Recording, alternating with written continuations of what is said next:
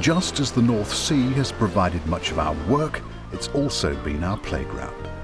The post-war years continued where the 30s left off. A seaside holiday was all most people wanted or could afford. For the children of the brave new world of the 1950s, this was the highlight of their year, the simple pleasures of sand and sea.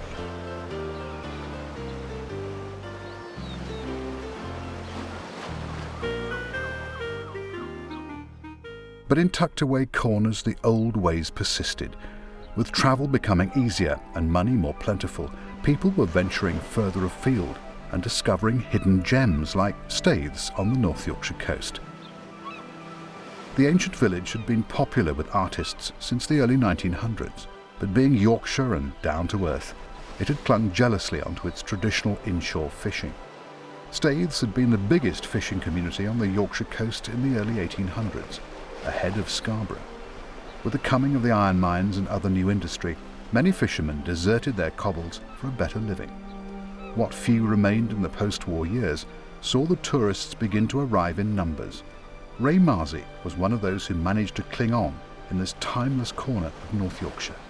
All the cottage was all painted white with limestone, then it became that emulsion and things like that, you know. But they were all painted, they were either red or green windows. They were all painted like that. Every week the women would wash their steps, they'd scrub them and wipe the excess water off. And as we were lads, we don't walk over them. If you walked over them not thinking and they caught you, you were in trouble. And I mean in trouble, you know. They couldn't half warm your ears for you. Community was very close. Everybody knew everybody else, and if you went out of your house, there's no need to fasten it, put a bolt on or lock it. Nowadays you can't go out and leave your houses, but then you could go, you leave it all there, nobody would interfere with it. Like being in a different world than what it is now like. Down on the tiny harbour side there was always work to be done. Nets and lines always needed attention. This was the simple world Ray was born into. Any chance we had at all, when I was a youngster, any chance to get a ride at the Silverline that my father was in, we couldn't get down from school sharp enough. So when we hadn't broken necks trying to catch them to go with them, shoot the lines, long lines on a night. That's when they were getting a lot of ling. They'd come up shore with a lot of ling and conger eels. I remember them coming ashore one day, they had 80 stone of those big skates, which you don't see nowadays, them big ones like they had that day. Growing up in a fishing community meant Ray's future was mapped out, and it didn't fail him. In the 60s he earned enough to buy a boat. It was a proud moment captured on camera. Well, the breadwinner, we got a bill to Whitby, Gordon Clarkson's. Well, we'd get up in the morning, we'd go and all the crab pots, take out what crabs or lobsters there was, then we'd bait them with gurnet, or sometimes we'd have herring. Then we'd run them close in, sure.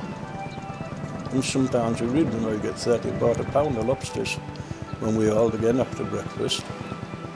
But we used to expect about that, on average, a lobster out of every other pot. There was days we didn't get much, yes. Yeah, when it got into July month, when the lobsters was in casting, sometimes there was very little. Didn't even get a day's work, you know. It wasn't all good like. It just depended how hard you wanted to work and all. You know, you had to put the time in, otherwise you didn't get anything for nothing like. We all enjoyed it, you all enjoyed your work. It was nice to get ashore and go for a pint on a weekend. If I could do it again, I would do it again. There's been bad times, there's been good times, but I would do it again. Enjoyed it. North Shields, there's There's been a fishing community here for at least 800 years. Here was the home of some of the big operators in North Sea fishing, the trawlers which spent weeks at sea, often steaming more than 1,000 miles to reach the rich Arctic fishing grounds. 40 years on, a new breed of trawler, the ben boats as they were called, have become part of local folklore. The Bentock is a diesel ship, she's waiting on the tide. She's trim and she's rigged for fishing on the port and starboard side. Her engines are checked and the gears all set and the radar arm is free. She's taking on stores for 10 days or more to fish in the Northern Sea. Then point her nose to the Barty Coe, like many North Shields youngsters leaving school in the early 60s, faced a stark choice: to go underground in the mines or to go to sea. To me, it was quite a large boat, I think 135 foot, that type of trawler. But naturally, when you first go to sea, you're a bit apprehensive. I mean, I was the youngest guy there. I was only 15 and a half, and there were guys in their 20s who I got to know later on. But they seemed ancient to me, and I was just this young green lad, you know. You get on really well. I mean, it's like a little close-knit community because you're there for 2 or 3 weeks at a time all together. The conditions you sleep in weren't that good. 8 men in one cabin. It was a bit cramped. You know, first up, best dressed sort of thing. But you just got on with life. You had a bunk, 2.5 foot by 6 foot. That was your little space you could withdraw into, and a little curtain on the side of it if you wanted a bit of privacy. Funnily enough, when I first went to sea, I didn't used to eat fish. But I found out I soon had to eat it because you got it every morning for your breakfast. Sunday was bacon and eggs, the rest of the week was fish every day, fried fish. And if you didn't get it for your breakfast, you had it for your dinner or your tea. You had breakfast at 8 o'clock in the morning, dinner was at 12 o'clock, you had a 3-course dinner, a 3-course tea, and then you had your supper, and then you just had sandwiches during the night because naturally the work carried on all day, all night, you didn't stop. Out in the lonely North Sea, miles from land and sometimes weeks away from home, it was a tough job, even in calm weather. In those days, nets were let out over the sides of the boat. For the deckhands, danger was never very far away.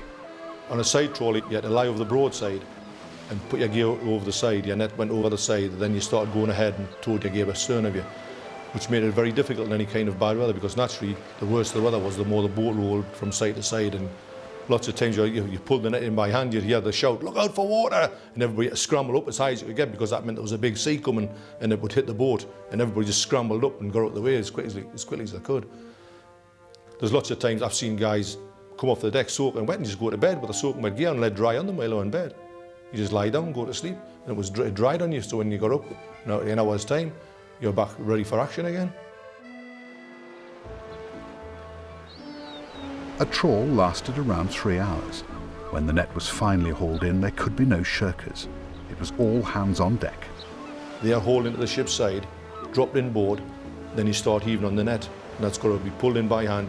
If it's bad weather, sort of pull, kneel, stop it pulling back out, because naturally when the boat rolls, the net wants to fly back out. And I've seen people pull back over the side of it as well. You haul, empty the fish out of the net, and then start gutting the fish. You've got the mate and another deckhand down the fish room, and usually the decky learner. Decky learner's job was to chop ice, because the ice when it was put on board was in pieces, then it just set in a solid lump. And he got wrong off the mate, it was in lumps. He'd tell you went powder, because naturally you had to spread it on the fish. And the fish was shelved off and it graded into sizes, iced, and then you put more boards on the shelf so they didn't get squashed, and you went out like that, layer after layer, all the way up the fish room. Hopefully you went home with it full. Shift by shift, just as fast as we can tear. The sooner into Shields, me lads, the more we'll have to share. The catch is in the lockers, boys, the card is on the ice. The quicker we get to Shields, me lads, the better the market price. The moment of reckoning. The fish market could make a trip, however hard, good or bad. North Shields was a hub of activity. There was a bustling community. I mean, ashore and at sea, because naturally the fishermen supported the industries ashore. North Shields once earned nearly all its living from the sea. Many were employed packing the fish for Britain's dinner tables. And for the men who went through hell and high water, their reward was often a quiet pint in the place they called home. I feel proud I was there as part of the fishing industry. I mean, it was an achievement every trip, because every trip was different. No trip was the same. You didn't know what was going to happen. You chose where you went to catch the fish, and if you didn't catch it, that was your luck. A lot of it is luck. I mean, it's okay, you've got the knowledge, you know there should be fish there, but you can go to places there's no fish there, and you just sort of trail around, and then all of a sudden you start getting what you call a big payday, you start getting loads of fish, and that's what it was like. It was a challenge. Although it was tough, it was good, because all the people, even like I said before, people on your boat were like your family. The whole company was like your family, because you got to know everybody in that company, and people looked after each other, you know. You couldn't meet a nicer bunch of guys.